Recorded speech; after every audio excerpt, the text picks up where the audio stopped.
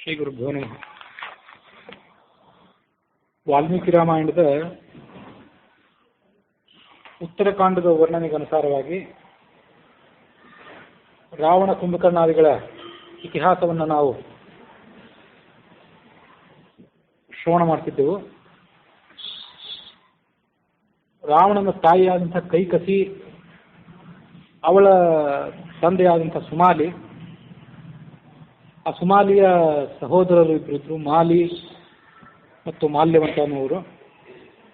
ಅವರ ಕಥೆಯನ್ನು ವಾಲ್ಮೀಕಿ ರಾಮಾಯಣದ ಉತ್ತರಕಾಂಡದ 5ನೇ ಸರ್ಗದಲ್ಲಿ ನಾವು ಶ್ರವಣ ಮಾಡಿದ್ವಿ.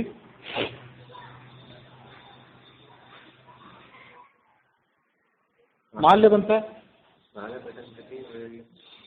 ಅವರ ಹೆಸರಲ್ಲ,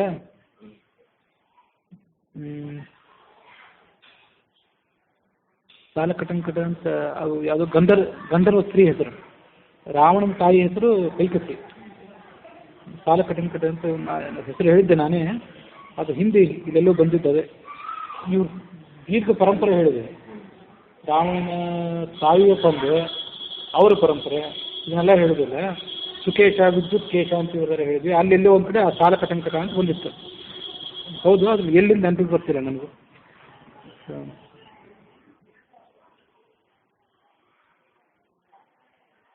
ಸಾಲಕಟಂಕಟ ಅನ್ನೋಳು ವಿದ್ಯುತ್ ಕೇಶ ಅನ್ನೋನನ್ನ ಮದುವೆ ಆದ್ಲು.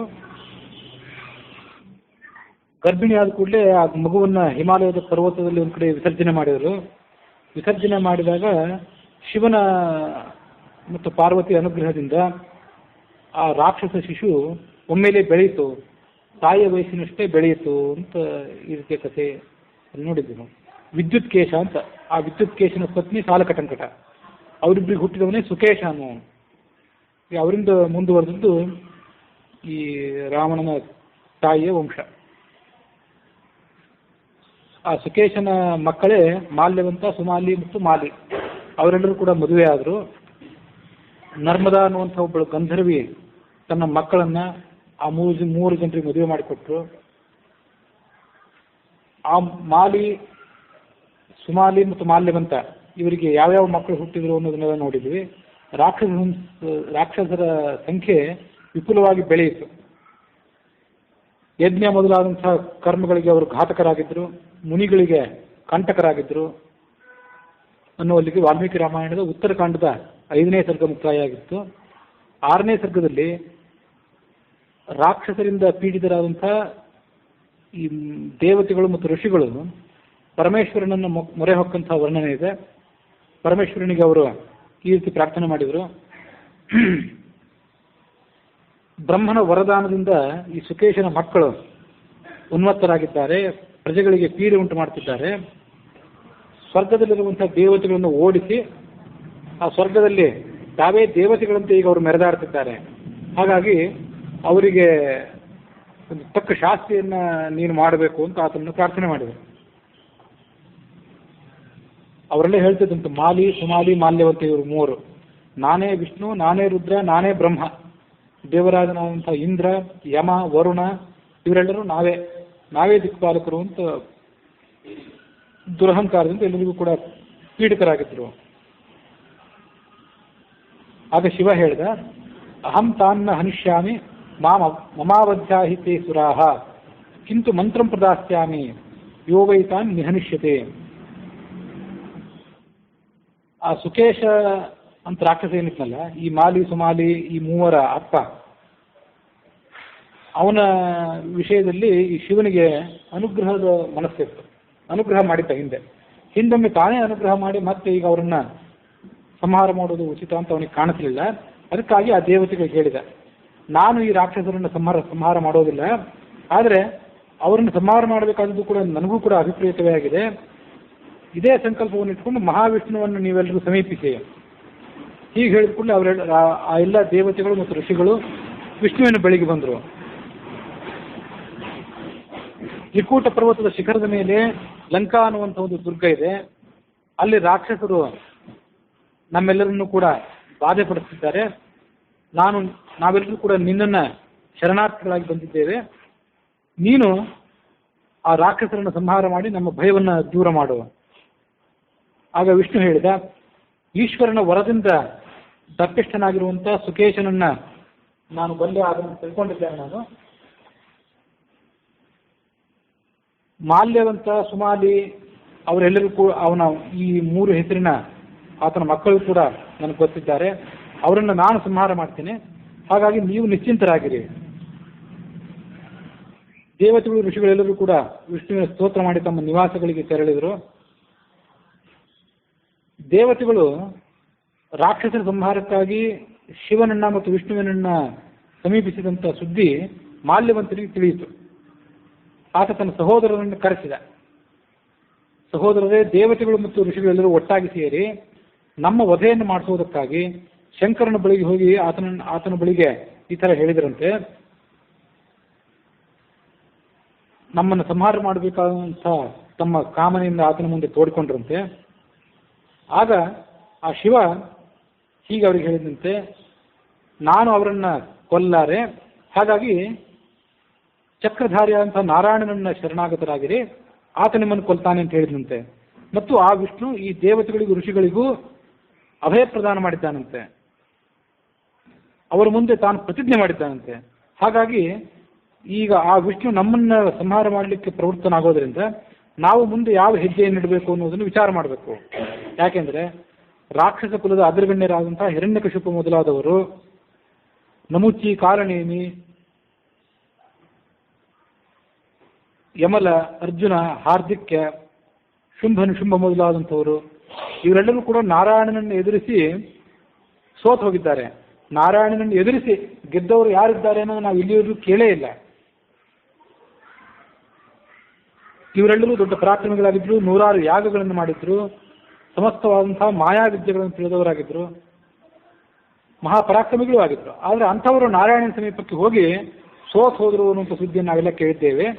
ಹಾಗಾಗಿ ನಮ್ಮನ್ನು ನಾರಾಯಣ ಈಗ ಸಂಹಾರ ಮಾಡಬೇಕು ಅಂತ ಬರ್ತಿರುವಾಗ ನಾವೇನು ಮಾಡಬೇಕು? ಮಾಲ್ಯವಂತ ಆತ ಹಿರಿಯನಾಗಿದ್ದ. ಅವನ ಮಾತನ್ನು ಕೇಳಿ ಅವನ ಸಹೋದರರಾದಂತಹ ಸುಮಾಲಿ ಮತ್ತು ಮಾಲಿ ಎನ್ನುವರು ಈ ಮುಂದಿನಂತೆ ಹೇಳಿದರು, ನಾವು ಬೇಕಾದಷ್ಟು ಶಾಸ್ತ್ರಗಳನ್ನು ಅಧ್ಯಯನ ಮಾಡಿದ್ದೇವೆ, ಯಜ್ಞಾದಿಗಳನ್ನು ಮಾಡಿದ್ದೇವೆ, ದಾನ ಧರ್ಮಾದಿಗಳನ್ನು ಮಾಡಿದ್ದೇವೆ, ಐಶ್ವರ್ಯವನ್ನು ಸಂಗ್ರಹಿಸಿದ್ದೇವೆ ಮತ್ತು ರಕ್ಷಿಸಿದ್ದೇವೆ. ಪ್ರಬಲರಾದಂತಹ ದೇವತೆಗಳನ್ನು ಕೂಡ ಯುದ್ಧದಲ್ಲಿ ಸೋಲಿಸಿದ್ದೇವೆ. ನಮಗೆಂದಿಗೂ ಕೂಡ ಮೃತ್ಯುವಿನ ಭಯ ಇಲ್ಲ. ನಾರಾಯಣನೇ ಆಗಲಿ, ರುದ್ರನೇ ಆಗಲಿ, ಇಂದ್ರ ಯಮರೇ ಆಗಲಿ, ದೇವತೆಗಳು ಒಟ್ಟಾಗಿಯೇ ಆಗಲಿ ನಮ್ಮನ್ನ ಎದುರಿಸಿ ಯುದ್ಧ ಮಾಡಲಿಕ್ಕೆ ಬಂದರೂ ಕೂಡ ನಾವು ಅವರಿಗೆ ಸೋಲೋರಲ್ಲ. ಈ ದೇವತೆಗಳು ನಮ್ಮ ಮೇಲೆ ಯುದ್ಧಕ್ಕಾಗಿ ವಿಷ್ಣುವನ್ನು ಪ್ರಚೋದಿಸಿದ್ದಾರಲ್ಲ, ವಿಷ್ಣುವನ್ನು ಪ್ರಚೋದಿಸಲಿಕ್ಕೆ ಏನು ಕಾರಣ? ಆ ವಿಷ್ಣುವಿಗೆ ನಮ್ಮಿಂದ ಯಾವುದೇ ಧಕ್ಕೆ ಆಗಿಲ್ಲ. ಹೀಗಾಗಿ ಆ ವಿಷ್ಣುವನ್ನು ಪ್ರಚೋದಿಸಿದಂತಹ ದೇವತೆಗಳನ್ನು ಮೊದಲು ಧ್ವಂಸ ಮಾಡೋಣ ಅಂತ ಅವರು ತಮ್ಮ ಅಣ್ಣನಿಗೆ ಸಲಹೆ ಕೊಟ್ಟರು. ಹೀಗೆ ಪರಸ್ಪರ ಮಂತ್ರಾಲೋಚನೆ ಮಾಡಿ ಅವರೆಲ್ಲರೂ ಕೂಡ ದೊಡ್ಡ ದೊಡ್ಡ ಸೈನ್ಯಗಳನ್ನು ತೆಗೆದುಕೊಂಡು ದೇವತೆಗಳ ಮೇಲೆ ಯುದ್ಧ ಮಾಡಲಿಕ್ಕೆ ಹೊರಟರು. ಹುಲಿ, ಸಿಂಹ ಮೊದಲಾದಂತಹ ವಿಚಿತ್ರವಾದಂತಹ ವಾಹನಗಳನ್ನು, ನಾನಾ ರೀತಿಯಾದಂತಹ ರಥಗಳನ್ನು ಸ್ವೀಕಾರ ಮಾಡಿಕೊಂಡು ಯುದ್ಧ ಮಾಡಲಿಕ್ಕೆ ಹೊರಟರು. ಆಕಾಶದಲ್ಲಿ, ಭೂಮಿಯಲ್ಲಿ ಎಲ್ಲ ಕಡೆ ಭಯಂಕರವಾದಂತಹ ಉತ್ಪಾತಗಳು ಕಾಣಿಸಿಕೊಂಡವು. ಗುಳ್ಳೆ ನರಿಗಳು ಮತ್ತು ರಣಹದ್ದುಗಳು ವಿಕೃತವಾದಂತಹ ಶಬ್ದ ಮಾಡುತ್ತಾ ಅಲ್ಲಿ ಸಂಚಾರ ಮಾಡಿದವು. ಕಾಗೆ, ಬೆಕ್ಕುಗಳು ಕೂಗಿಕೊಳ್ತಾ ಇದ್ದವು. ಇಂತಹ ಪ್ರಬಲವಾದಂತಹ ವಿನಾಶ ಸೂಚಕವಾದಂತಹ ಉತ್ಪಾತಗಳನ್ನು ಕೇಳಿಯೂ ಕೂಡ ಆ ರಾಕ್ಷಸರು ಹಿಂಜರಿಯಲಿಲ್ಲ. ಯುದ್ಧ ಮಾಡೇ ಬಿಡಬೇಕು ಅಂತ ವಿಚಾರ ಮಾಡಿದರು.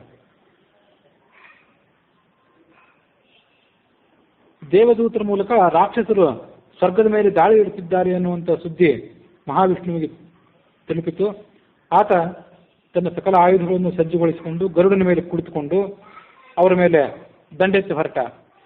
ದೇವತೆಗಳು, ಋಷಿಗಳೆಲ್ಲರೂ ಕೂಡ ಆ ವಿಷ್ಣುವಿನ ಗುಣಗಾನ ಮಾಡ್ತಿದ್ರು. ಅಲ್ಲಿಗೆ 6ನೇ ಸರ್ಗ ಮುಕ್ತಾಯ ಆಗಿದೆ. 7ನೇ ಸರ್ಗದಲ್ಲಿ ಅವರಿಬ್ಬರು ನಡೆದಿರು ಆ ವಿಷ್ಣು ಮತ್ತು ಆ ರಾಕ್ಷಸರ ನಡುವೆ ನಡೆದಿರುವಂತಹ ಯುದ್ಧದ ವರ್ಣನೆ ಇದೆ. ಶ್ರೀಹರಿ ತನ್ನ ಶಾಂಗ ಅನ್ನುವಂಥ ಒಂದು ಧನಸ್ಸು, ಆ ಧನಸ್ಸನ್ನ ಕೈಯಲ್ಲಿ ತೆಗೆದುಕೊಂಡು ತನ್ನ ಬತ್ತಳಿಕೆಗಳಿಂದ ಆ ರಾಕ್ಷಸರ ಮೇಲೆ ಬಾಣಪ್ರಯೋಗ ಮಾಡಲಿಕ್ಕೆ ಪ್ರಾರಂಭ ಮಾಡಿದ. ಸಾವಿರಾರು ಲಕ್ಷಾಂತರ ರಾಕ್ಷಸರು ಆತನ ಬಾಣದ ಪೆಟ್ಟಿಗೆ ತುತ್ತಾಗಿ ಧರಾಶಾಯಿಗಳಾದರು. ರಾಕ್ಷಸ ಸೈನ್ಯದ ಆನೆಗಳು ಕುದುರೆಗಳೆಲ್ಲವೂ ಕೂಡ ಧ್ವಂಸ ಆದವು. ಸರ್ಪಗಳು ಹದ್ದುಗಳಿಗೆ ಹೆದರುವಂತೆ, ಇಲಿಗಳು ಸರ್ಪಗಳಿಗೆ ಹೆದರುವಂತೆ ಈ ರಾಕ್ಷಸರೆಲ್ಲರೂ ಕೂಡ ಹೆದರಿ ಕೆಲವರು ತಮ್ಮ ಶರೀರವನ್ನು ಪರಿತ್ಯಾಗ ಮಾಡಿದರು, ಕೆಲವರು ಯುದ್ಧ ಭೂಮಿಯನ್ನೇ ಬಿಟ್ಟು ಹೊರಟು ಹೋದರು. ಆಗ ಅವರ ನಾಯಕರಾದಂತಹ ಸುಮಾಲಿ ಮೊದಲಾದವರು ಆ ವಿಷ್ಣುವಿನ ಆಕ್ರಮಣವನ್ನು ಹಿಮ್ಮೆಟ್ಟಿಸುವ ಸಲುವಾಗಿ ಆತನ ಎದುರಿಗೆ ಬಂದರು.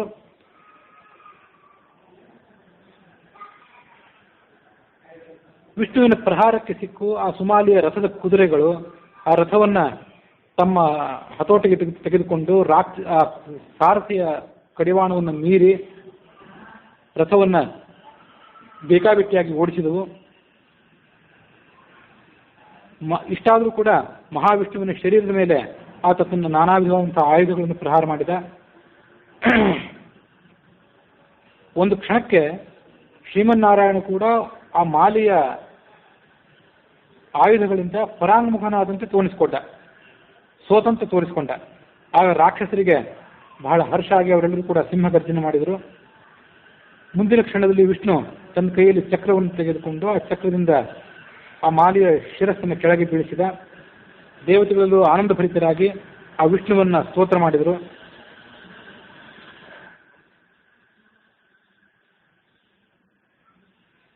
ಅಲ್ಲಿಗೆ ವಾಲ್ಮೀಕಿ ರಾಮಾಯಣದ ಉತ್ತರಕಾಂಡದ 7ನೇ ಸರ್ಗ ಮುಕ್ತಾಯವಾಗಿದೆ.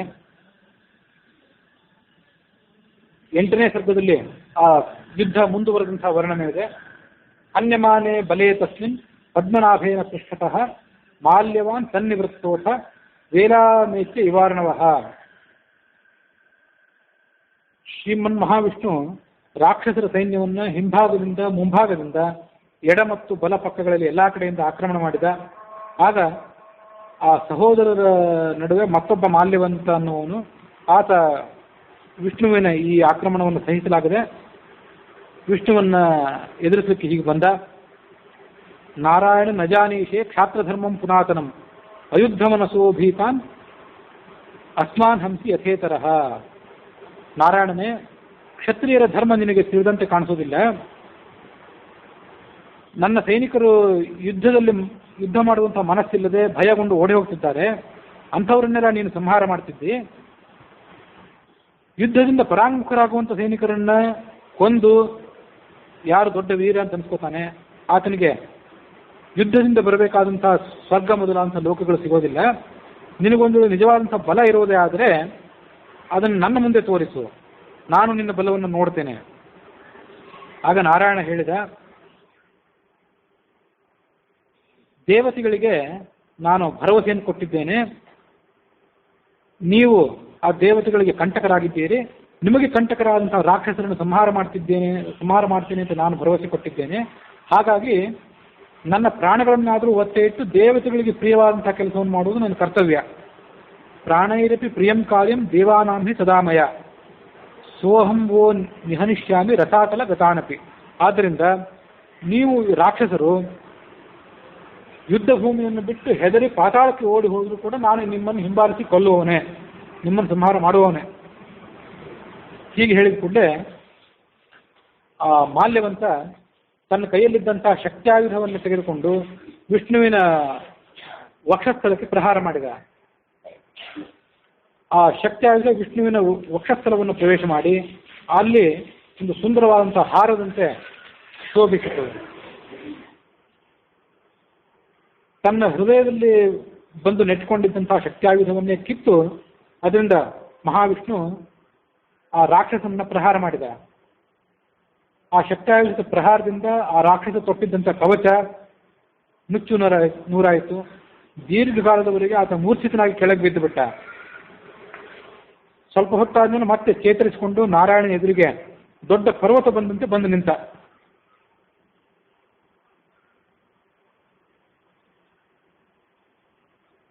ಬಂದು ನಿಂತು ವಿಷ್ಣುವಿನ ಎದೆಗೊಂದು ಮುಷ್ಟಿಯಿಂದ ಗುದ್ದಿದ.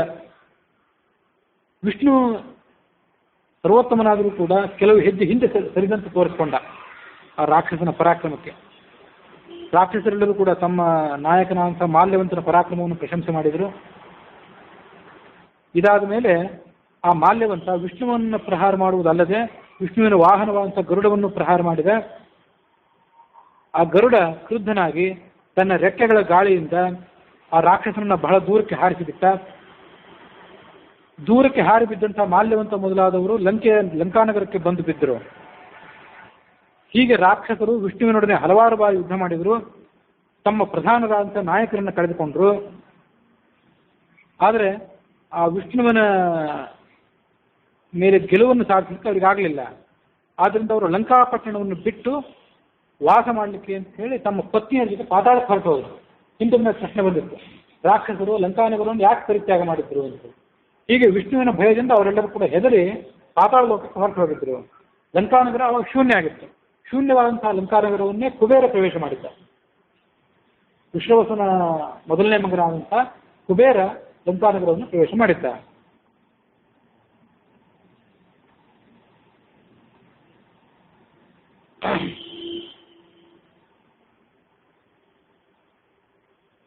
ಅಗಸ್ತ್ಯರು ರಾಮನಿಗೆ ಆ ಕಥೆಯನ್ನೆಲ್ಲ ಹೇಳಿದರು. ಎಂಥ ಪರಾಕ್ರಮಿಗಳಾದಂತಹ ರಾಕ್ಷಸರನ್ನು ರಾಮ ಕೊಂದಿದ್ದ ಅನ್ನೋದನ್ನ ಅಗಸ್ತ್ಯರು ರಾಮನಿಗೆ ಕಥೆ ಹೇಳ್ತಾ ಇದ್ರು. ಆನಂದ ರಾಮಾಯಣದಲ್ಲಿಯೂ ಮತ್ತು ವಾಲ್ಮೀಕಿ ರಾಮಾಯಣದಲ್ಲೂ ಅದೇ ರೀತಿಯಾದಂಥ ಕಥೆ ಇದೆ. ವಿಷ್ಣುವಿನ ಭಯದಿಂದ ಪೀಡಿತರಾದಂತಹ ಸುಮಾಲಿ ಮೊದಲಾದವರು ಪಾತಾಳಕ್ಕೆ ಹೊರಟು ಹೋದ್ಮೇಲೆ ಧನಾಧ್ಯಕ್ಷನಾದಂತಹ ಕುಬೇರ, ನಿಧಿಗಳಿಗೆ ಅಧಿಪತಿಯಾದಂತಹ ಕುಬೇರ ಲಂಕೆಯನ್ನು ತನ್ನ ಶಾಶ್ವತ ಸ್ಥಾನವನ್ನಾಗಿ ಮಾಡಿಕೊಂಡ. ಅಲ್ಲಿಗೆ ವಾಲ್ಮೀಕಿ ರಾಮಾಯಣದ ಉತ್ತರಕಾಂಡದ 8ನೇ ಸರ್ಗ ಮುಕ್ತಾಯ ಆಗಿದೆ.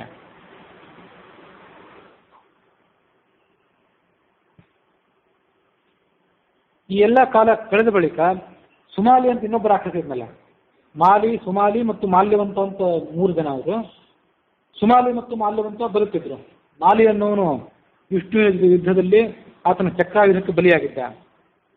ಅದರಲ್ಲಿ ಆ ಸುಮಾಲಿ ಅನ್ನೋನು ಏನಿದ್ನಲ್ಲ, ಅವನು ತನ್ನ ಮಗಳನ್ನ ತನ್ನ ಜೊತೆಗೆ ಕರೆದುಕೊಂಡು ಅಖಂಡ ಭೂಮಂಡಲವನ್ನು ಸಂಚಾರ ಮಾಡ್ತಿದ್ದ.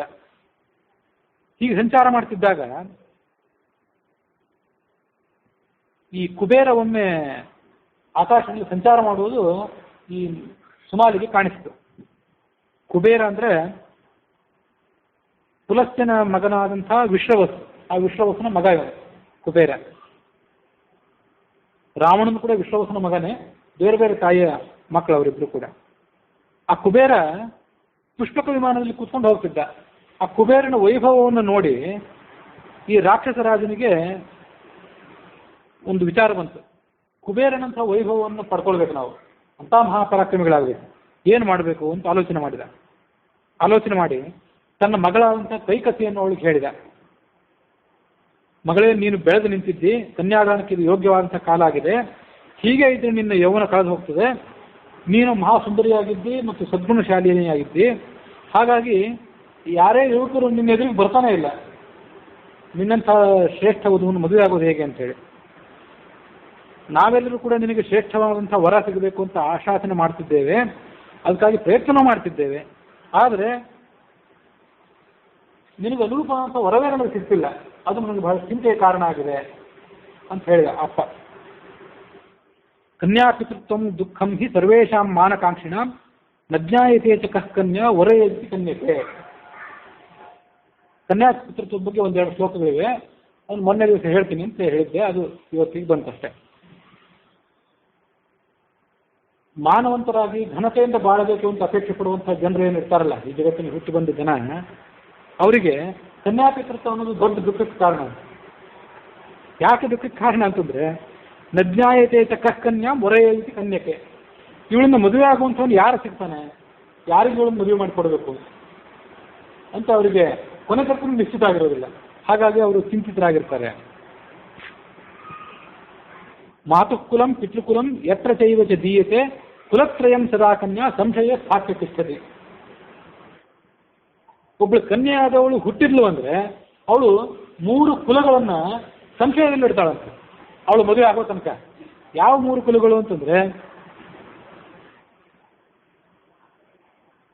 ತನ್ನ ತಾಯಿಯ ವಂಶ, ಆಮೇಲೆ ತನ್ನ ತಂದೆಯ ವಂಶ, ಇವೆರಡು ವಂಶಗಳಾಯ್ತು. ಅವರಿಬ್ಬರಂತೂ ಚಿಂತೆ ಮಾಡ್ತಿರ್ತಾರೆ, ಯಾರಿಗೆ ಯಾವಾಗ ಇವನು ಮದುವೆ ಮಾಡಿಕೊಡೋದು ಅಂತ. ಯಾರಿಗೆ ಮದುವೆ ಮಾಡಿಕೊಡಬೇಕು, ಯಾವಾಗ ಮದುವೆ ಮಾಡಿಕೊಡಬೇಕು, ಯಾವಾಗ ಇವಳು ಮದುವೆ ಆಗ್ತದೆ ಅಂತ ಅವರು ಚಿಂತೆ ಮಾಡ್ತಿರ್ತಾರೆ. ಅದಲ್ಲದೆ ಇನ್ನೂ ಒಂದು ವಂಶ, ಅದು ಯಾವ ವಂಶ ಅಂದರೆ ತಾನು ಹೋಗಿ ಸೇರಬೇಕಾಗಿರುವಂಥ ವಂಶ. ಆ ವಂಶವನ್ನು ಕೂಡ ಆಕೆ ಸಂಶಯದಲ್ಲಿ ಇಟ್ಟಿರ್ತಾಳೆ. ಯಾಕೆಂದ್ರೆ ಆ ವಂಶದವ್ರು ಏನು ಆಲೋಚನೆ ಮಾಡ್ತಿರ್ತಾರೆ ಅಂದರೆ, ನಮ್ಮ ಮಗನಿಗೆ ಎಂಥ ಕನ್ಯಾ ಸಿಗ್ತಾಳೋ, ಹೃದಯಾಸವು ಸಿಗ್ತಾಳೋ ಇಲ್ಲೋ ಅಂತ ಅವರು ವಿಚಾರ ಮಾಡ್ತಿರ್ತಾರೆ. ಹೀಗಾಗಿ ಈ ಮೂರು ವಂಶದವರು ಕೂಡ ಆ ಕನ್ಯೆಯ ವಿವಾಹದ ವಿಷಯದಲ್ಲಿ ಚಿಂತೆ ಮಾಡ್ತಿರ್ತಾರೆ ಅನ್ನೋಂಥ ಈ ರಾಮಾಯಣದಲ್ಲಿ ಏನು ಶ್ಲೋಕಗಳು ಬಂದಿವೆ. ಅದರ ಪ್ರಸಂಗದಿಂದ ಒಂದು ಸುಭಾಷಿತ ಇದೆ ಸಂಸ್ಕೃತದಲ್ಲಿ. ಜಾತೇತಿ ಕನ್ಯಾ ಮಹತೀ ಹಿ ಚಿಂತಾ ಕಸ್ಮೈ ಪ್ರದೇಯೇತಿ ಮಹಾನ್ ವಿತರ್ಕ ದತ್ತ ಸುಖಂ ಯಾಸ್ಯತಿ ವೇನವೇತಿ ಕನ್ಯಾಪಿತೃತ್ವಂ ಖಲು ನಾಮ ಕಷ್ಟಂ. ಕನ್ಯಾಪಿತೃತ್ವ ದೊಡ್ಡ ಕಷ್ಟ ಅಂತ ಮಕ್ಕಳವರಿಗೆ. ಯಾಕೆಂದರೆ ಜಾತೇತಿ ಕನ್ಯಾ ಮಹತೀ ಹಿ ಚಿಂತಾ, ಮಗಳು ಹುಟ್ಟಿದ ಕೂಡಲೇ ದೊಡ್ಡ ಚಿಂತೆ ಎಲ್ಲರಿಗೂ. ಮಹಾನ್ ವಿತರ್ಕ, ಮನಸ್ಸಿನಲ್ಲಿ ಗೊಂದಲ, ಸಂಶಯ, ಯಾರಿಗೆ ಕೊಡಬೇಕು ಅಂತ. ಇದಷ್ಟೇ ಅಲ್ಲ, ಕೊಟ್ಟ ಮೇಲೂ ಕೂಡ ದತ್ತ ಸುಖಂ ಯಾಸ್ತಿತಿ ಏನವೇತಿ, ಕೊಟ್ಟ ಮೇಲೆ ಆ ಗಂಡನ ಮನೆಯಲ್ಲಿ ಸುಖವಾಗಿ ಇರ್ತಾಳೋ ಇಲ್ವೋ ಅನ್ನೋದೆಲ್ಲ ಅವಳಿಗೊಂದು ದೊಡ್ಡ ಚಿಂತೆ. ಹಾಗಾಗಿ ಕನ್ಯಾಪಿತೃತ್ವ ಅಂತ ಅನ್ನೋದು ಒಂದು ದೊಡ್ಡ ಕಷ್ಟನೇ ಯಾವತ್ತೂ ಕೂಡ ಅಂತ ಈ ಸುಭಾಷಿತನು ಕೂಡ ಅದನ್ನು ತಿಳಿಸ್ತಿದೆ. ಬಹುಶಃ ಹಾಗೆ ಇದ್ದಿರಬೇಕು ಆವಾಗಿನ ಕಾಲಕ್ಕೂ ಕೂಡ. ಅದರ ಪ್ರಸಂಗದಿಂದ ಸುಮ್ಮನೆ ಸಮಾಜದ ಕೆಲವು ಪ್ರವೃತ್ತಿಗಳನ್ನು ವಿಮರ್ಶೆ ಮಾಡಬೇಕು ಅಂತ ಅನಿಸ್ತು. ಅದು ಈ ಕನ್ಯಾಪಿತೃತ್ವ ಅಥವಾ ಮದುವೆ ಮಾಡಿಕೊಡೋದು ಇತ್ಯಾದಿಗಳೇನಿದೆ, ಅದಕ್ಕೆ ತಕ್ಕಂತೆ ನಮ್ಮ ಭಾರತೀಯ ಸಮಾಜದ ರೀತಿ ನೀತಿಗಳೇನಿದೆ ಅದು ಸ್ವಲ್ಪ ಬದಲಾಗಬೇಕು ಅಂತ ನನ್ನ ಅಭಿಪ್ರಾಯ. ಭಾರತೀಯ ಸಮಾಜ ಶ್ರೇಷ್ಠ ಆಗಿರ್ಬೋದು, ಸಂಸ್ಕೃತಿ ಶ್ರೇಷ್ಠ ಆಗಿರ್ಬೋದು, ಎಲ್ಲ ಇರ್ಬೋದು. ಆದರೂ ಕನ್ಯಾಪಿತೃತ್ವ ಅನ್ನೋದು ಇವತ್ತಿಗೂ ಕೂಡ ಕಷ್ಟದಾಯಕ, ದುಃಖಕಾರಕನೇ. ಅದು ಕನ್ಯಾಪಿತೃತ್ವ ಅನ್ನೋದು ಸುಖಕಾರಕ ಆಗಬೇಕು. ಕನ್ಯೆಯನ್ನು ಮದುವೆ ಮಾಡಿಕೊಟ್ಟ ಮೇಲೆ ಅವಳನ್ನು ಮದುವೆ ಮಾಡಿಕೊಟ್ಟಂಥ ತಂದೆ ತಾಯಿಗಳು ಸುಖವಾಗಿರಬೇಕು, ನೆಮ್ಮದಿಯಿಂದ ಇರಬೇಕು. ನಮ್ಮ ಮಗಳು ಅಲ್ಲಿ ನೆಮ್ಮದಿಯಿಂದ ಇದ್ದಾಳೆ, ಸುಖಿಯಾಗಿದ್ದಾಳೆ, ಅವಳಿಗೆ ಯಾವ ಆತಂಕವೂ ಇಲ್ಲ ಅಂತ ಇವರಿಗೆ ಭರವಸೆ ಮೂಡುವಂತಿರಬೇಕು. ಅದಕ್ಕಾಗಿ ಸಮಾಜದ ಕೆಲವು ಪ್ರವೃತ್ತಿಗಳೇನಿವೆ ಅವು ಸ್ವಲ್ಪ ಮಟ್ಟಿಗೆ ಬದಲಾವಣೆ ಹೊಂದಬೇಕು. ಅದರಲ್ಲೂ ವಿಶೇಷವಾಗಿ ಬ್ರಾಹ್ಮಣ ಸಮಾಜಕ್ಕೆ ಸಂಬಂಧಪಟ್ಟಂತೆ. ನಮ್ಮ ಮಾತನ್ನು ನೀವು ಎಲ್ಲರೂ ಒಪ್ಪದೇ ಇರಬಹುದು, ಆದರೂ ಸ್ವಲ್ಪ ಅದೇನೆಂದರೆ ಕೆಲವು ಮಾತುಗಳು ಅವು ಸತ್ಯ ಆಗಿದ್ರೂ ಮನಸ್ಸಿಗೆ ಅಹಿತ ಆಗಿರ್ತಾವೆ.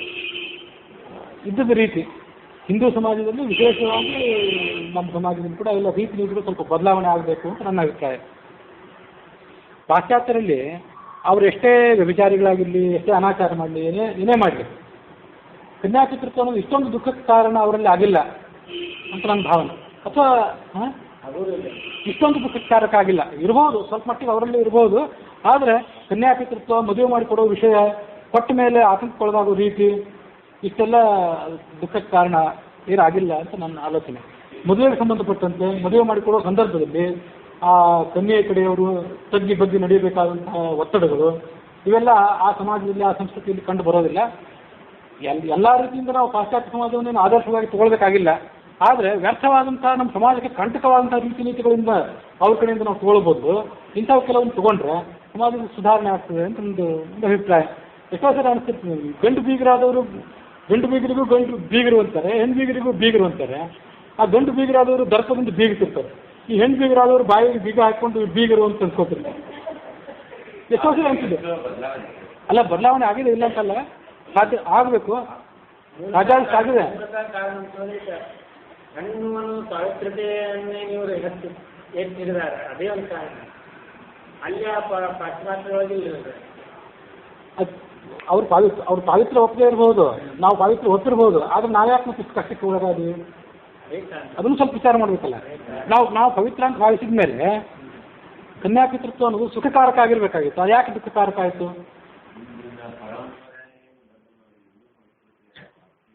ಸಾಕಷ್ಟು ಬದಲಾವಣೆ ಆಗಿದೆ. ಆ ಬದಲಾವಣೆ ಆಗೋ ರೀತಿ ಜೊತೆಗೇನೆ ಮತ್ತೆ ಕೆಲವು ಕೆಟ್ಟ ಬದಲಾವಣೆಗಳು ಕೂಡ ಆಗಬಾರ್ದು.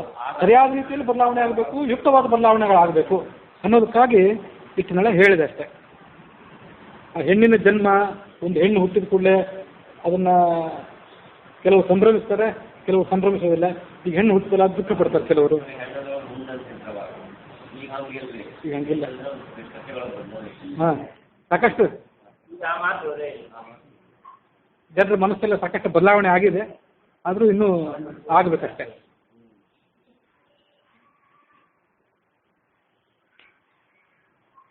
ದತ್ತಾ ಸುಖಂ ಯಾಶ್ಚಿತವೇನ ವೇತಿ ಕನ್ಯಾಪಿತೃತ್ವಂ ಫಲನಾಮ ಕಷ್ಟಂ ಅಂತೀವಲ್ಲ, ಕೊಟ್ಟ ಮೇಲೆ ಯಾಕೆ ಸುಖವಾಗಿರ್ತಾಳೋ ಇಲ್ವೋ ಅಂತಂತಲ್ಲ, ಅದಕ್ಕಾಗಿ ಸುಮ್ಮನೆ ಹಿಂದೊಂದ್ಸರಿ ಒಂದು ಸುಭಾಷಿತ ಹೇಳಿದ್ದೆ ಅಂತ ನಂಗೆ ನೆನಪು. ಅಳಿಯನ ಬಗ್ಗೆ ಒಂದು ಸುಭಾಷಿತ ಇತ್ತು, ಅದು ಹೇಳಿದ್ದೆ ಅಂತ ನೆನಪು. ಕೇಳಿದ್ದೇ ಇದ್ದವರು ಮತ್ತೊಂದ್ಸರಿ ಆ ಸುಭಾಷಿತ ಕೇಳಿ, ಅದು ಧ್ವನಿ ಮುದ್ರಣದಲ್ಲಿ ಸೇರಿರಲಿಲ್ಲ, ಅದಕ್ಕಾಗಿ ಅದನ್ನ ಇನ್ನೊಂದ್ಸರಿ ಹೇಳಬೇಕು ಅಂತ ನಂಗೆ ಅನಿಸ್ತು. ಯಾಕಂದ್ರೆ ಗಂಡನ ಮನೆಗೆ ಹೋದ್ಮೇಲೆ ಅಲ್ಲಿ ಸುಖವಾಗಿರ್ತಾಳೋ ಇಲ್ಲೋ, ಗಂಡ ಅವಳನ್ನು ಸರಿಯಾಗಿ ನೋಡ್ಕೋತಾನೋ ಇಲ್ಲೋ, ಆ ಗಂಡನಿಗೆ ಅಳಿಯನಿಗೆ ಜಾಮಾತ ಅಂತ ಕರೀತಾರೆ ಸಂಸ್ಕೃತದಲ್ಲಿ. ಆ ಜಾಮಾತ ದಶಮೋ ಗ್ರಹ, ಜಾಮಾತ ಏನಿದಿಲ್ಲ ಅಳಿಯ ಅನ್ನೋದು ಅದನ್ನ 10ನೇ ಗ್ರಹ ಇದ್ದಂಗೆ. ಸದಾ ವಕ್ರ ಸದಾ ಕ್ರೂರ ಸದಾ ಮಾನಧನಾತಃ ಕನ್ಯಾರಾಶಿ ಸ್ಥಿತೋ ನಿತ್ಯಂ ಜಾಮಾತ ದಶಮೋ ಗ್ರಹ. ಹೇಳಿದ್ ನೆನಪಿಲ್ಲ? ಈ ಉಳಿದ ನವಗ್ರಹಗಳು ಇರ್ತಾವಲ್ಲ, ಇವು ಯಾವಾಗಲೂ ಕ್ರೂರ ಅಲ್ಲ, ಯಾವಾಗಲೂ ವಕ್ರ ಏನಲ್ಲ. ಇವು ಕೆಲವು ಕಾಲದಲ್ಲಿ ವಕ್ರ, ಕೆಲವು ಕಡೆ ನಿಮ್ಗೆ ಶುಭಕಾರಕ. ಆದರೆ ಈ ಜಾಮಾತ ಅಳಿಯೋನು 10ನೇ ಗ್ರಹ ಇದೆಯಲ್ಲ, ಇದು ಯಾವಾಗಲೂ ಕ್ರೂರ, ಸದಾ ವಕ್ರ ಸದಾ ಕ್ರೂರ. ಮತ್ತು ಆ ಉಳಿದ ನವಗ್ರಹಗಳು ಕೆಲವೊಂದು ಸರಿ ನಿಮ್ಮ ಸಂಪತ್ತಿಗೆ, ನಿಮ್ಮ ಸ್ಥಿತಿಗತಿಗಳಿಗೆ ಹಾನಿಕಾರಕ ಆಗ್ತದೆ. ಇದು ಮಾತ್ರ ಸದಾ ಮಾನಧನಾಪಹ, ಯಾವತ್ತೂ ನಿಮ್ಮ ಮಾನ ಧನಕ್ಕೆ ಸಂಚಕಾರ ತಂದು ಒಡ್ಡುವಂಥದ್ದು. ನಮ್ಮ ಮಾನ್ಯತೆಲ್ಲ ಇವರು ಭಾವವನ್ನು ನೆನೆಸಿದರೆ ಜಾಮಾತ ದಶಮಗ್ರಹ ಚಾಲುಕೋ ಗ್ರಹನಾಟಕ ಆಗ್ತದೆ. ಚಾಲುಕ ಗ್ರಹನಾಟಕ ಜಾಮಾತ ದಶಮಗ್ರಹ. ಈಗ ಅದು ಬದಲಾವಣೆ ಆಗಿದೆ, ಬದಲಾವಣೆ ಆಗಿದೆ. ಸುಮ್ಮನೆ ಹೇಳಿದೆ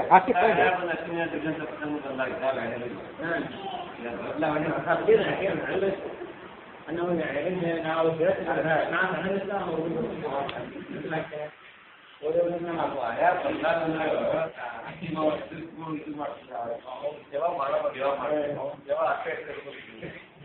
ಕನ್ಯಾ ರಾಶಿ ಸ್ಥಿತ ನಿತ್ಯಂ.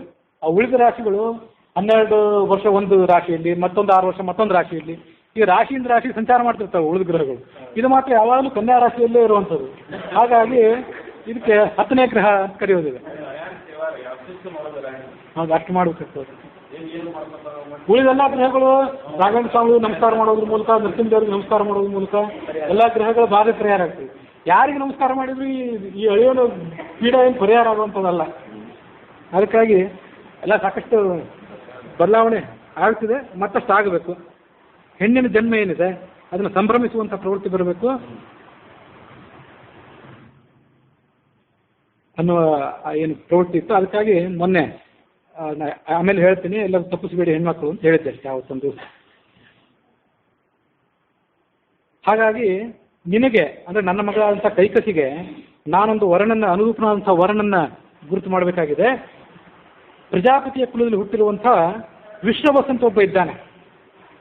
ಅವನನ್ನು ನಾನು ಹೋಗಿ ಪ್ರಾರ್ಥನೆ ಮಾಡಿ ನನ್ನ ಮಗಳನ್ನ ಪತ್ನಿಯನ್ನಾಗಿ ಸ್ವೀಕಾರ ಮಾಡುವಂತ ಹೇಳೋದಿಲ್ಲ. ನೀನೇ ಆತನ ಬಳಿಗೆ ಹೋಗು, ಪತಿಯನ್ನಾಗಿ ಸ್ವೀಕಾರ ಮಾಡು. ಕುಬೇರನು ಕೂಡ ಅವನ ಮಗನೇ ಆಗಿದ್ದಾನೆ, ಆ ವಿಶ್ವವಸನ ಮಗನೇ ಆಗಿದ್ದಾನೆ. ನೀನು ಹೋಗಿ ಆ ವಿಶ್ವವಸನನ್ನು ಪ್ರಾರ್ಥನೆ ಮಾಡಿದರೆ ಕುಬೇರನಿಗೆ ಸಮಾನನಾದಂಥ, ಕುಬೇರನನ್ನು ಮೀರಿಸುವಂಥ ಮಗ ನಿನಗೆ ಹುಟ್ಟುತ್ತಾನೆ. ತಂದೆ ಹೀಗೆ ಹೇಳಿದ ಕೂಡಲೇ ಕೈಕಸಿ ಆ ತಂದೆಯ ಮಾತಿನಂತೆ ವಿಶ್ವವಸ್ ತಪಸ್ಸು ಮಾಡ್ತಿದ್ದಂಥ ಸ್ಥಳಕ್ಕೆ ಹೋದ್ಲು. ಸಾಯಂಕಾಲದ ಅಗ್ನಿಹೋತ್ರ ಮಾಡ್ತಿದ್ದಂತ ಅವನು ಆ ವಿಶ್ವವಸ್. ಆ ಸಂದರ್ಭದಲ್ಲಿ ಸುತ್ತಲೂ 3 ಅಗ್ನಿಕುಂಡಗಳಿದ್ದವು. ಅದ್ರ ಎದುರಿಗೆ ಇವನು ಕೂತಿದ್ದ. 4ನೇ ಅಗ್ನಿಕುಂಡದಂತೆ ಈತ ಕೂತಿದ್ದ. ಅಷ್ಟು ತೇಜಸ್ವಿಯಾಗಿದ್ದ. ತಂದೆ ಅವಳಿಗೆ ಮಾತು ಹೇಳಿ ಕಳಿಸಿದ್ದ. ಆದ್ರೆ ಅವಳು ಸಾಯಂಕಾಲ ಆ ಸಮಯಕ್ಕೆ ಅಲ್ಲಿಗೆ ಬರಬಾರ್ದಿತ್ತು. ಸಾಯಂಕಾಲ ಕನ್ಯೆಯೊಬ್ಬಳು ಆ ವರನ ಬಗ್ಗೆ ಅಪೇಕ್ಷೆಯನ್ನು ಇಟ್ಕೊಂಡು ಹೋಗಬಾರದು ಅಂತ ಹೇಳ್ತದೆ. ಸಾಯಂಕಾಲದ ಸಮಯ ಪ್ರಶಸ್ತ ಅಲ್ಲ. ಆದರೆ ಸಾಯಂಕಾಲದ ಆ ಪ್ರದೋಷ ಕಾಲ ಘೋರವಾದ್ದು ಅನ್ನೋದನ್ನು ಯೋಚನೆ ಮಾಡದೆ ತಂದೆ ಹೇಳಿದ್ನಲ್ಲ ಅಂತ ಅಲ್ಲಿ ಬಂದುಬಿಟ್ಲು. ಆತನ ಮುಂದೆ ಹೋಗಿ ಆತನ ಪಾದಗಳಲ್ಲಿ ತನ್ನ ದೃಷ್ಟಿಯನ್ನಿಟ್ಟು ನಿಂತ್ಕೊಂಡ್ಬಿಟ್ಲು. ಆವಾಗ ಮುನಿ ಕೇಳಿದ, ನೀನು ಯಾರ ಮಗಳು, ಎಲ್ಲಿಂದ ಬಂದಿದ್ದಿ, ನನ್ನಿಂದ ನಿನಗೇನಾಗಬೇಕು?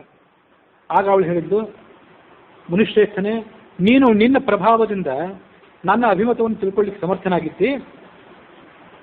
ಎಲ್ಲ ನಿನಗೆ ತಿಳಿದೇ ಇದೆ, ನಾನು ಏನು ಹೇಳಬೇಕಾಗಿಲ್ಲ. ಆದ್ರೆ ಇಷ್ಟನ್ನು ಮಾತ್ರ ಹೇಳ್ತೇನೆ, ತಂದೆಯ ಆಜ್ಞೆ ಅಂತ ನಿನ್ನ ಬಳಿಗೆ ನಾನು ಬಂದಿದ್ದೇನೆ. ಕೈಕಸಿ ಅಂತ ನನ್ನ ಹೆಸರು. ಉಳಿದ ವಿಷಯವನ್ನು ನೀನೇ ತಿಳ್ಕೊ. ಆಗ ಅವನು ಹೇಳಿದ, ನಿನ್ನ ಅಭಿಪ್ರಾಯವನ್ನು ನಾನು ತಿಳ್ಕೊಂಡಿದ್ದೇನೆ. ನನ್ನಿಂದ ಶ್ರೇಷ್ಠನಾದಂಥ ಮಕ್ಕಳನ್ನು ಪಡ್ಕೊಳ್ಳೋದು ನಿನ್ನ ಅಭಿಪ್ರಾಯ ಆಗಿದೆ. ಆದರೆ ಭಯಂಕರವಾದಂಥ ಪ್ರದೋಷ ಕಾಲದಲ್ಲಿ ನನ್ನ ಸಮೀಪಕ್ಕೆ ನೀನು ಬಂದಿದ್ದಿ.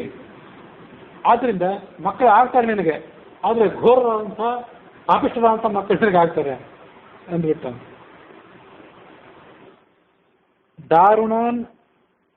ದಾರುಣಾಕಾರಾನ್ ದಾರುಣಾಭಿ ಜನಪ್ರಿಯಾನ್ ಪ್ರಸವಿಷ್ಯತಿ ಸೃಷ್ಟೋಣಿ ರಾಕ್ಷಸಾನ್ ಕ್ರೂರಕರ್ಮಣಃ. ಸ್ವಭಾವತಃ ಕ್ರೂರಿಗಳಾದವರು, ವೇಷದಿಂದ ಕ್ರೂರಿಗಳಾದವರು, ಕ್ರೂರ ಕರ್ಮಗಳ ಜೊತೆ ಸ್ನೇಹ ಸಂಬಂಧ ಇದ್ದವರು, ಇಂಥ ಮಕ್ಕಳೇ ನಿನಗೆ ಹುಟ್ಟುತ್ತಾರೆ. ಆಕೆ ಹೆದರ್ಕೊಂಡ್ಲು, ನನಗೆ ಶ್ರೇಷ್ಠ ಮಗ ಬೇಕು, ನಿನ್ನಂಥ ಬ್ರಹ್ಮವಾದಿಯಾದಂಥ ಗಂಡನನ್ನು ಕೈ ಹಿಡಿದು, ತತ್ವಜ್ಞಾನಿ ಅಂತ ಗಂಡನನ್ನು ಕೈ ಹಿಡಿದು ಅಂಥ ಮೂರ್ಖರಾದಂಥ ದುಷ್ಟರಾದಂಥ ಮಕ್ಕಳನ್ನು ಪಡ್ಕೊಳ್ಳಿಕ್ಕೆ ಅಪೇಕ್ಷೆ ಪಡೋದಿಲ್ಲ. ಹಾಗಾಗಿ ಶ್ರೇಷ್ಠ ಮಗನನ್ನು ನನಗೆ ಕೊಡು, ಅದು ನಿನ್ನ ಕರ್ತವ್ಯ. ಆಗ ಅವನು ಹೇಳಿದ, ಆದರೆ ನಿನ್ನ ಕಿರಿಯ ಮಗ ಒಬ್ಬ ಧರ್ಮಾತ್ಮನಾಗಿರ್ತಾನೆ, ನನ್ನ ವಂಶಕ್ಕೆ ಅವನು ಅನುರೂಪನಾಗಿರ್ತಾನೆ, ಇದಕ್ಕೆ ಸಂಶಯ ಇಲ್ಲ. ಹೀಗೆ ಅವನು ಹೇಳಿದ ಕೂಡಲೇ ಅಲ್ಲಿ ಅವಳಿಗೆ ಮಕ್ಕಳು ಜನಿಸಿದರು. ರಾವಣ, ಕುಂಭಕರ್ಣ, ವಿಭೀಷಣ, ಶೂರ್ಪಣಖ ಅನ್ನುವಂಥ 4 ಜನ ಮಕ್ಕಳು ಜನಿಸಿದರು. ಈ ವಾಲ್ಮೀಕಿ ರಾಮಾಯಣದಲ್ಲಿ ಬರುವಂತೆ ರಾವಣ, ಕುಂಭಕರ್ಣ, ವಿಭೀಷಣ ಮತ್ತು ಶೂರ್ಪಣಖ ಇವು 4 ಜನ ಮಕ್ಕಳು. ಆಗ ಆನಂದ ರಾಮಾಯಣದಲ್ಲಿ ಬರುವಂತೆ ಇನ್ನೂ 2 ಜನ ಮಕ್ಕಳಿದ್ದರು. ರಾವಣ, ಕುಂಭಕರ್ಣ, ವಿಭೀಷಣ ಇವರು 3 ಜನ ಗಂಡು ಮಕ್ಕಳು. ಶೂರ್ಪಣಖ, ಕ್ರೌಂಚಿ ಮತ್ತು ಕುಂಭೀನಸಿ ಇಬ್ಬರು ಹೆಣ್ಣು ಮಕ್ಕಳಿದ್ದಾರೆ. ಅವರ ಹೆಸರು ಪ್ರತ್ಯೇಕವಾಗಿ ಆನಂದ ರಾಮಾಯಣದಲ್ಲಿ ಸೇರ್ಕೊಂಡಿದೆ. ವಾಲ್ಮೀಕಿ ರಾಮಾಯಣದ ಪ್ರಕಾರ ಕುಂಭೀನಸಿ ಅನ್ನುವ ಸಹೋದರಿ ರಾವಣನಿಗಿದ್ಲು, ಆದರೆ ಅವಳು ರಾವಣನ ಚಿಕ್ಕ ತಾಯಿಯ ಮಗಳು, ರಾವಣನ ತಾಯಿಯ ತಂಗಿಯ ಮಗಳು ವಾಲ್ಮೀಕಿ ರಾಮಾಯಣದ ಪ್ರಕಾರ. ಆದರೆ ಆನಂದ ರಾಮಾಯಣದ ಪ್ರಕಾರ ರಾವಣನ ಖಾಸಾ ತಂಗಿ ಆ ಕುಂಭೀನಸಿ ಅನ್ನುವಳು ಕೂಡ. ಕುಂಭೀನಸಿ, ಕ್ರೌಂಚಿ, ಶೂರ್ಪಣಖ ಇವರು 3 ಜನ ಮಕ್ಕಳು, ಹೆಣ್ಮಕ್ಕಳು. ರಾವಣ, ಕುಂಭಕರ್ಣ ಮತ್ತು ವಿಭೀಷಣ ಎಂಬುದಾಗಿ 3 ಜನ ಗಂಡು ಮಕ್ಕಳು. ಅತ್ಯಂತ ಕ್ರೂರ ಸ್ವಭಾವ ಇದ್ದಂಥ ರಾಕ್ಷಸನಿಗೆ, ರಾವಣನಿಗೆ ಆಕೆ ಜನ್ಮ ಕೊಟ್ಟಳು. 10 ತಲೆಗಳಿದ್ದವು ಅವನಿಗೆ, ಹುತ್ತ 10 ತಲೆಗಳಿದ್ದವು ಅಂತಿದೆ ವಾಲ್ಮೀಕಿ ರಾಮಾಯಣದಲ್ಲಿ. ಆನಂದ ರಾಮಾಯಣದಲ್ಲಿ ಬರುವಂತೆ ತಲೆಗಳು ಬಂದದ್ದು ಆಮೇಲೆ. ದೊಡ್ಡ ದೊಡ್ಡ ಕೋರೆ ದಾಡಿಗಳಿದ್ದವು, ಕೆಂಪಾದಂಥ ತುಟಿಗಳಿದ್ದವು, 20 ತೋಳುಗಳಿದ್ದವು. ಕಾಡಿಗೆಯ ಪರ್ವತದಂತೆ, ಇಷ್ಟು ಪ್ರಮಾಣದ ಕಾಡಿಗೆ ನೀವು ನೋಡಿರಬೇಕು. ಕಾಡಿಗೆ ಪರ್ವತವನ್ನು ನೀವು ಎಲ್ಲೂ ನೋಡಿರಲಾರ್ರೆ. ರಾವಣನ ಕಲ್ಪನೆ ಮಾಡ್ಕೊಂಡ್ಬಿಟ್ಟು ಕಾಡಿಗೆ ಪರ್ವತದಂತೆ ಇದ್ದ. ಆ ರಾಕ್ಷಸ ಹುಟ್ಟಿದ ಕೂಡಲೇ ಹೆಣ್ಣು ಗುಳ್ಳೆ ನರಿಗಳು ಬಾಯಿಯಿಂದ ಬೆಂಕಿಯನ್ನು ಕಾರಿದವು, ಕೆಟ್ಟ ದನಿಯನ್ನು ಮಾಡಿದವು ಮತ್ತು ಬಾಯಿಯಿಂದ ಬೆಂಕಿಯನ್ನು ಕಾರಿದವು. ದುರ್ಯೋಧನ ಹುಟ್ಟಿದಾಗಲೂ ಹೀಗೆ ಆಗಿತ್ತು, ರಾವಣ ಹುಟ್ಟುವಾಗಲೂ ಕೂಡ ಇಂಥದೇ ಪ್ರಸಂಗ ಕಂಡು ಬಂದಿದೆ.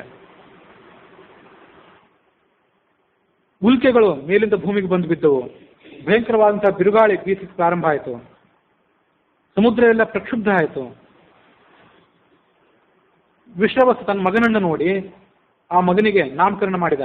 ದಶಗ್ರೀವ ಪ್ರಸೂತೋಯಂ ದಶಗ್ರೀವೋ ಭವಿಷ್ಯತಿ. 10 ತಲೆಗಳಿಂದ ಕೂಡಿ ಈತ ಹುಟ್ಟಿರೋದ್ರಿಂದ ದಶಗ್ರೀವ ಅನ್ನೋ ಹೆಸರನ್ನು ಈತ ಪಡ್ಕೊಳ್ತಾನೆ.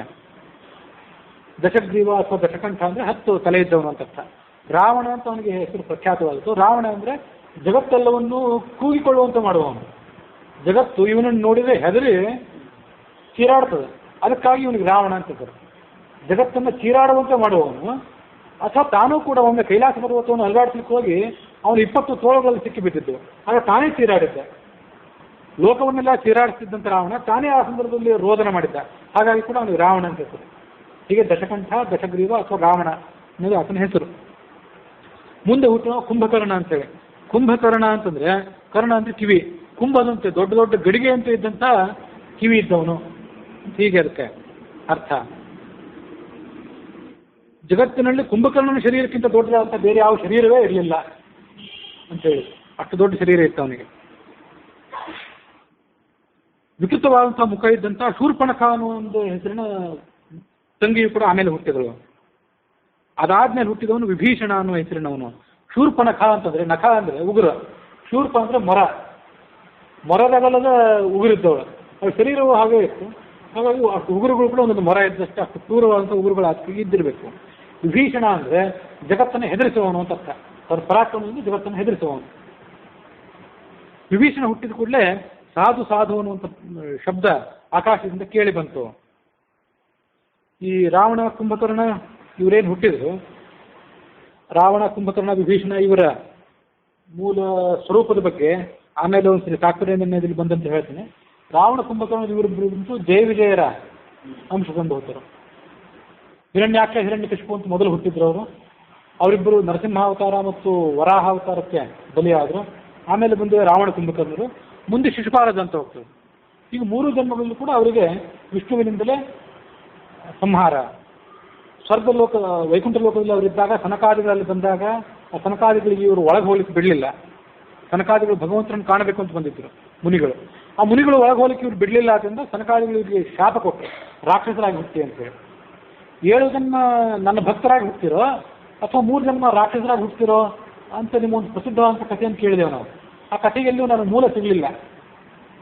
ನೀವೆಲ್ಲಾದ್ರೂ ಕೇಳಿರ್ಬೇಕು. ಭಾಗವತದಲ್ಲಾಗಲಿ ಹರಿವಂಶದಲ್ಲಾಗಲಿ ಬೇರೆ ಕಡೆಯಲ್ಲಿ ಕೂಡ ಆ ಕಥೆಗೆ ಮೂಲ ಸಿಗಲಿಲ್ಲ.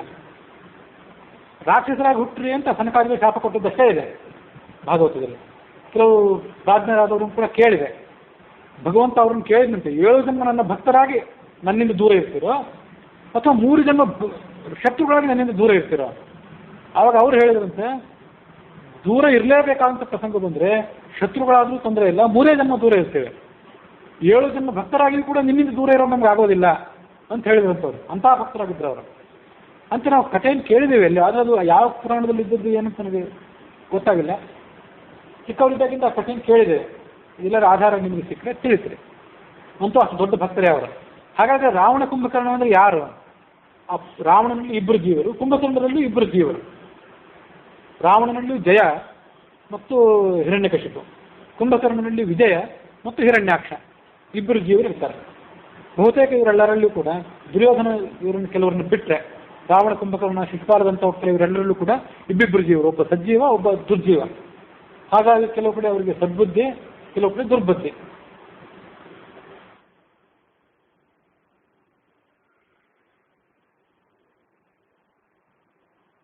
ರಾವಣ ಕುಂಭಕರ್ಣರಿಬ್ಬರು ಕೂಡ ದಿನೇ ದಿನೇ ಪ್ರವೃದ್ಧರಾದರು, ಬೆಳವಣಿಗೆ ಹೊಂದಿದರು.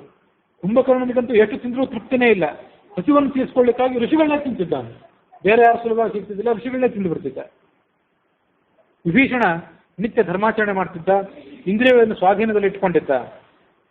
ಒಂದು ದಿವಸ ಕುಬೇರ ತನ್ನ ತಂದೆಯನ್ನು ನೋಡಬೇಕು, ವಿಶ್ವವಸನ ನೋಡಬೇಕು ಅಂತ ಪುಷ್ಪಕ ವಿಮಾನದಲ್ಲಿ ಕೂತ್ಕೊಂಡು ವಿಶ್ವವಸನ ಆಶ್ರಮಕ್ಕೆ ಬರ್ತಿದ್ದ. ಅದನ್ನು ನೋಡಿ ಕೈಕಸಿ ಇದ್ದಲ್ಲ, ಆಕೆ ರಾವಣನನ್ನು ಕರೆದು ಹೇಳಿದ್ಲು, ನೋಡಲ್ಲಿ ನಿಮ್ಮ ಅಣ್ಣನ ನೋಡು, ಕುಬೇರನನ್ನು, ಏನು ಸಂಪತ್ತು ಅವನು, ಅವನ ವಿಮಾನ ಏನು, ಅವನ ಸಾಮ್ರಾಜ್ಯ ಏನು, ನೀನು ಕೂಡ ಅವನ ತಮ್ಮನೇ ಆಗಿದ್ದಿ, ಅವನ ಸಮಾನನಾಗಿದ್ದಿ. ಆದರೆ ನಿನ್ನ ಅವಸ್ಥೆಯನ್ನು ನೋಡು, ಈ ಕಾಡಿನಲ್ಲಿ ಓಡಾಡ್ತಿದ್ದೆ ನೀನು, ನಿನಗೆ ಯಾವ ಸಾಮ್ರಾಜ್ಯವೂ ಇಲ್ಲ, ನಿನ್ನ ಸೈನ್ಯವೂ ಇಲ್ಲ, ನಿನ್ನ ವೈಭವವೂ ಇಲ್ಲ. ಹಾಗಾಗಿ ನೀನು ಕೂಡ ಅಂತ ವೈಭವವನ್ನು ಪಡ್ಕೊಳ್ಳಿಕ್ಕೆ ಪ್ರಯತ್ನ ಪಡುವ. ಅದನ್ನು ಕೇಳಿಕೊಳ್ಳಿ ಆ ರಾವಣನಿಗೆ ಭಯಂಕರವಾದಂಥ ಅಸಹನಿಂದ ಮೈ ಉರಿಯಿತು. ಕೂಡಲೇ ಪ್ರತಿಜ್ಞೆ ಮಾಡಿದ, ಸತ್ಯಂತೆ ಪ್ರತಿಜಾನಾಮಿ ಭ್ರಾತೃತುಲ್ಯೋ ಅಧಿಕೋಪಿವ. ನಮ್ಮ ಅಣ್ಣನಾದಂಥ ಕುಬೇರನಿಗೆ ಸಮಾನ ಯಾಕೆ, ಇನ್ನೂ ಹೆಚ್ಚಿನವನೇ ಆಗ್ತೇನೆ ನಾನು ಅಂತ ಅವನು ಪ್ರತಿಜ್ಞೆ ಮಾಡಿದ. ಹೀಗೆ ಪ್ರತಿಜ್ಞೆ ಮಾಡಿ ತನ್ನ ತಮ್ಮಂದರನ್ನ ಕೂಡಿಕೊಂಡು ಅತ್ಯಂತ ಭಯಂಕರವಾದಂಥ ತಪಸ್ಸನ್ನು ಮಾಡಲಿಕ್ಕೆ ನಿಶ್ಚಯ ಮಾಡಿದ. ಗೋಕರ್ಣದಲ್ಲಿದ್ದಂಥ ಪವಿತ್ರವಾದಂಥ ಒಂದು ಆಶ್ರಮಕ್ಕೆ ಅದು ಬಂದ. ಅಲ್ಲಿ ಬಂದು ಭಯಂಕರವಾದಂಥ ತಪಸ್ಸನ್ನು ಮಾಡಿ ಚತುರ್ಮುಖನನ್ನ ಸಂಪ್ರೀತಗೊಳಿಸಿದ ಅನ್ನುವಲ್ಲಿಗೆ ವಾಲ್ಮೀಕಿ ರಾಮಾಯಣದ ಉತ್ತರಕಾಂಡದ 10ನೇ ಅಧ್ಯಾಯ ಮುಕ್ತಾಯ ಆಗಿದೆ.